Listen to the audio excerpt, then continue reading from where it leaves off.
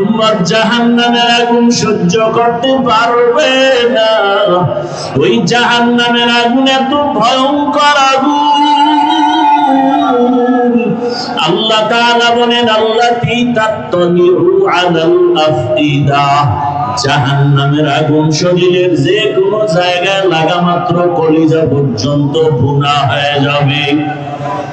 আল্লাহর আদালতে রহমতের নবীর কান্না, এমন এক অবস্থা আল্লাহ বলবেন নবী আপনি কাঁদবেন না, মাথা উঁচু করেন, আপনার উম্মতগুলো ধরে ধরে জান্নাতের রাস্তায় নিয়ে যান।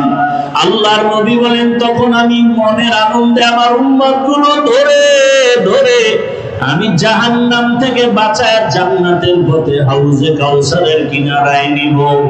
আম্মা জান আয়েশা রাদিয়াল্লাহু আনহা বলে ইয়া রাসূলুল্লাহ আপনি কোটি কোটি মানুষের মধ্যে উম্মতের চিনবেন কি করে?